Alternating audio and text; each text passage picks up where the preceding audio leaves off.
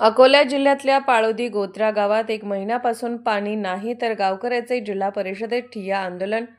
अकोला जिल्हा परिषदेच्या ग्रामीण पाणीपुरवठा विभागाचे कार्यकारी अभियंता अतुल साळुंके यांच्या कार्यालयात पाळोदी गोत्रा येथील गावकऱ्यांनी ठिय्या आंदोलन केले आहे.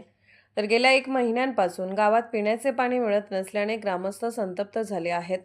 आज पाळोदी गोत्रा येथील महिलांनी जिल्हा परिषदेच्या ग्रामीण पाणीपुरवठा विभागाच्या कार्यालयात धडक देत आंदोलन केले. 64 खेडी योजनेतील पाणीपुरवठा योजनेतून गावाला पाणीपुरवठा केला जातो. मात्र गेल्या महिनाभरापासून पाणीपुरवठा बंद असल्याने ग्रामस्थांना मोठ्या पाणी टंचाईला सामोरे जावे लागत आहे.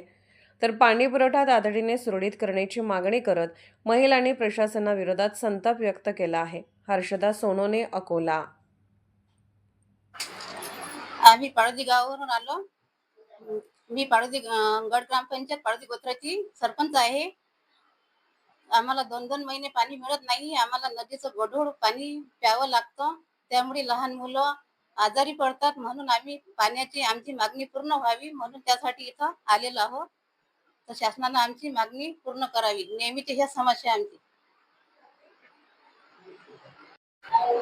आम्ही 64 खेडी पाणी पुरवठा योजनेमध्ये पाळोदी गोत्रा हे गाव आमचं शेवटचं गाव आहे.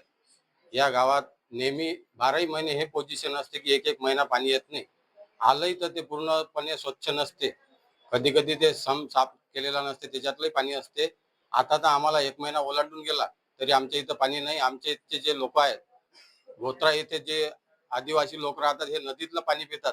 याच्यापासून जर कोणाला मृत्यूनं कोणी दगावलं तर याची पूर्ण जबाबदारी शासनावर राहील. यासाठी आम्ही आज पूर्ण महिला व पुरुष आम्ही पूर्ण या इथं मोर्चा घेऊन आलेलो आहोत.